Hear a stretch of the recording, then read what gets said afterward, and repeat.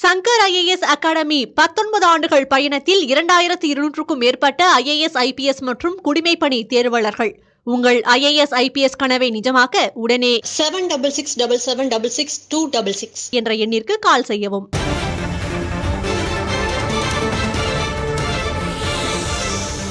அண்மை செய்தி. அரசு போக்குவரத்து ஊழியர்களுடைய போராட்டம் தற்காலிகமாக வாபஸ் பெறப்பட்டிருக்கிறது. அரசு பேருந்து ஊழியர்களுடைய போராட்டம் 19ஆம் தேதி வரை தற்காலிகமாக ஒத்திவைக்கப்பட்டிருப்பதாக தகவல் வெளியாகியிருக்கிறது. அண்மை செய்திகளை பார்த்து வருகிறோம். அரசு போக்குவரத்து தொழிற்சங்கத்தினுடைய வேலை நிறுத்தம் தற்காலிகமாக வாபஸ் பெறப்பட்டிருக்கிறது. வரும் 19ஆம் தேதி வரை தற்காலிகமாக வாபஸ் பெறப்படுவதாக சொல்லப்பட்டிருக்கிறது. அண்மை செய்திகளை பார்த்து வருகிறோம். இவர்களோடு இணைந்திருக்கிறார் செய்தியாளர் முகேஷ். கடந்த 2 நாட்களாக போராட்டம் தொடர்ந்த நிலையில் தற்பொழுது 19ஆம் தேதி வரை தற்காலிகமாக ஒத்திவைப்பு அப்படிங்கிற விஷயங்களை சொல்லியிருக்கிறாங்க. 19ஆம் தேதி வரை அப்படின்னா இந்த பொங்கல் சீசனுக்காக இந்த பேருந்து ஓட்டுநர்கள் எல்லாம் திரும்பவும் பணிக்கு திரும்புவாங்க அப்படின்னு புரிஞ்சுக்கலாமா? விவரம் என்ன? நிச்சயமா அப்படிதான் நாம் புரிந்து கொள்ள வேண்டும். ஏனென்றால் இந்த வழக்கு காலையில் விசாரணைக்கு வந்த பொழுது தலைமை நீதிபதி இந்த அகவிலைப்படை மட்டும் கொடுப்பதற்கு அரசு என்ன மாதிரியான நடவடிக்கை எடுத்திருக்கிறது, அதை வழங்க முடியுமா என்று நீதிபதிகள் கேள்வி எழுப்பியிருந்தார்கள். ஆனால் அரசு தரப்பில் இந்த வழக்கு பிற்பகலில் எடுத்துக் கொள்ளப்பட்ட பொழுது அரசு தரப்பில் பொதுமக்கள், தொழிலாளர்கள், ஓய்வு பெற்றவர்கள் நலனில் அரசு அக்கறை கொண்டிருக்கிறது. 7000 தொழிலாளர்களா அல்லது பொதுமக்களின் நலனா என்ற ஒரு நிலை உருவாகி இருக்கிறது. அரசின் நிதி நிலைமையை கருத்தில் கொண்டு தற்போது நிலையில அந்த DA என்று சொல்லக்கூடிய அகவிலைப்படியை தற்போது ஓய்வூதியர்களுக்கு வழங்க முடியாது என்ற ஒரு முடிவு நீதிமன்றத்தில் தெரிவித்தது. இதனால் அதிருப்தி அந்த நீதிபதிகள் ஒரு 2000 மட்டும் ஒரு முதற்கட்டமாக வழங்குங்கள், உச்சநீதிமன்றத்தில் உள்ள வழக்கு நிலையில் முடிந்த பிறகு கணக்கில் சரி செய்து கொள்ளலாம் என்று ஒரு ஆலோசனையை வழங்கியிருந்தார்கள். அதையும் தற்போது தலைமை நீதிபதி அமர்வில் ஆஜராகியிருந்த அரசு கூடுதல் தலைமை வழக்கறிஞர் ஏற்க மறுத்துவிட்டார். இதற்கு அடுத்தபடியாக தொழிற்சங்கங்கள் தரப்பிடம் அந்த வழக்கு அமைதி பேச்சுவார்த்தை வரும் 19ஆம் தேதி தள்ளி வைக்கப்பட்டிருக்கிறது. அந்த 19ஆம் தேதி வரை ஏன் பொதுமக்களின் நலனை கருத்தில் கொண்டு போராட்டத்தை தள்ளி வைக்கக்கூடாது என்றும், அதன் பிறகு பிப்ரவரி 6ஆம் தேதி உச்சநீதிமன்றத்தில் வழக்கு நிலுவையில் இருந்திருக்கிறது. அந்த வழக்கும் விசாரணைக்கு வருகிறது. அதற்கு பிறகு போராட்டத்தை தொடரலாமே என்று கேள்வி எழுப்பினார். அப்போது முதற்கட்டமாக தொழிற்சங்க தரப்பில் இதை ஏற்க முடியாது என்றும், கடந்த 8 ஆண்டுகளுக்கு மேலாக இந்த கோரிக்கையை வலியுறுத்தி போராடி வரும் நிலையில் இதுவரை அரசு செவிசாய்க்கவில்லை. அதனால்தான் வேலைநிறுத்த போராட்டத்தில் ஈடுபட்டதாக நீதிபதிகளிடம் தொழிற்சங்கங்கள் தரப்பில் தெரிவிக்கப்பட்டது. அது 2 தரப்பையும் பதிவு செய்த நீதிபதி இருதரப்பும் தங்களது நிலைப்பாட்டில் பிடிவாதமாக உள்ளதாகவும் அதை தங்கள் உத்தரவில் பதிவு செய்ய இருப்பதாகவும் நீதிபதிகள் தெரிவித்தனர். இதன் பிறகு தொழிற்சங்கங்கள் தரப்பில் ஆஜரான வழக்கறிஞர்கள், குறிப்பாக அண்ணா தொழிற்சங்கம், பேரவை மற்றும் CITU ஆகியோரின் தரப்பில் ஆஜரான வழக்கறிஞர்கள் இந்த போராட்டத்தை வரும் 19ஆம் தேதி வரை தள்ளி வைப்பதாகவும், பணியாளர்கள் உடனடியாக நாளையிலிருந்து பணிக்கு திரும்புவார்கள், அவர்கள் பணிக்கு திரும்பும்போது எவ்வித இடையூறும் ஏற்படுத்தக்கூடாது என்றும் ஒழுங்கு நடவடிக்கை ஏற்படுத்தக்கூடாது என்றும் உத்தரவிடுங்கள் என்று கோரிக்கை வைத்தனர்.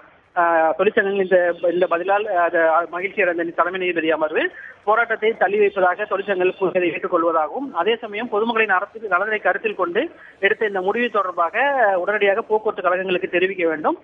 சம்பந்தப்பட்ட போக்குவரத்து கழகங்களுக்கு பணியாளர்கள் நாளைக்கு பணிக்கு திரும்பும் போது அவர்கள் மீது இந்த 2 நாட்கள் பணிக்கு வரவில்லை என்பதற்காக ஒழுங்கு நடவடிக்கை எதுவும் எடுக்கக்கூடாது என்று ஒரு உத்தரவை பிறப்பித்திருக்கிறார்கள்.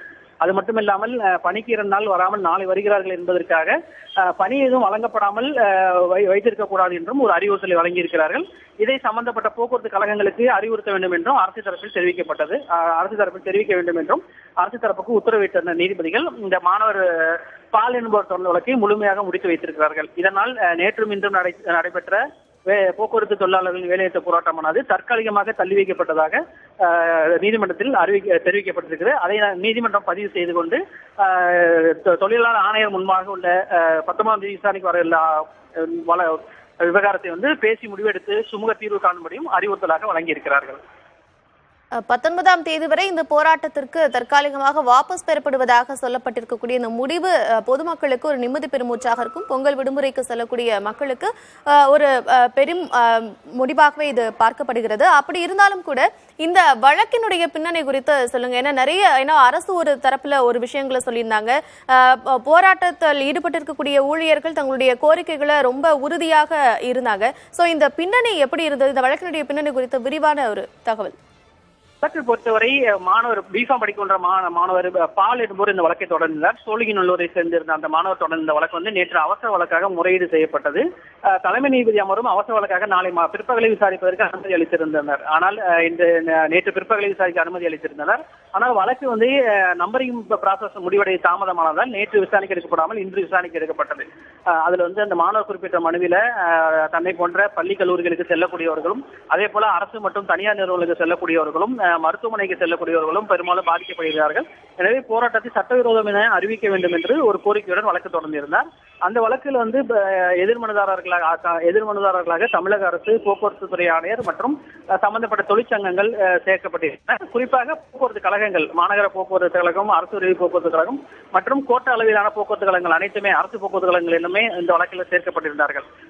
அரசு போக்குவரத்து கழகங்கள் மற்றும் அரசு தரப்பில் கூடுதல் தலைமை வழக்கறிஞர் ராஜராஜ் விவாதித்தார்.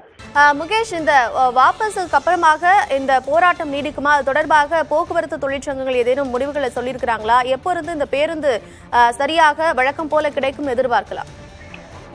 தற்போது நிலையை பொறுத்தவரையும் அரசை பொறுத்தவரையும் நேற்றும் இன்றும் 90% மேல அதிகமான பேருந்துகள் இயக்கப்படுவதாக தெரிவிக்கப்பட்டு வருகிறது. அதே சமயம் வந்து இந்த போராட்டத்தில் வந்து 7000க்கும் மேற்பட்ட ஊழியர்கள் வந்து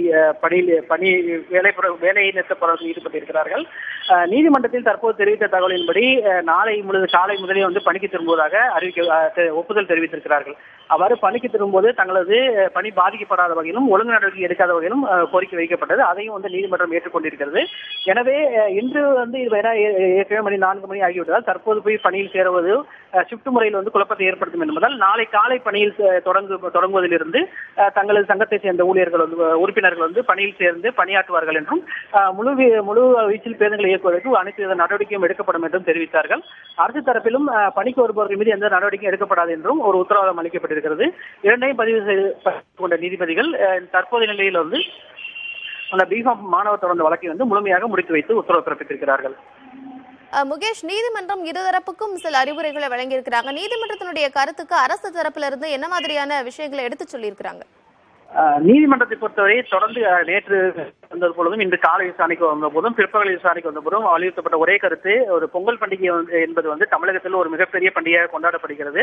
சங்கர் IAS அகாடமி 19 ஆண்டுகள் பயணத்தில் 2200க்கும் மேற்பட்ட IAS IPS மற்றும் குடிமைப்பணி தேர்வாளர்கள். உங்கள் IAS IPS கனவை நிஜமாக்க உடனே 7667766266 என்ற எண்ணிற்கு கால் செய்யவும்.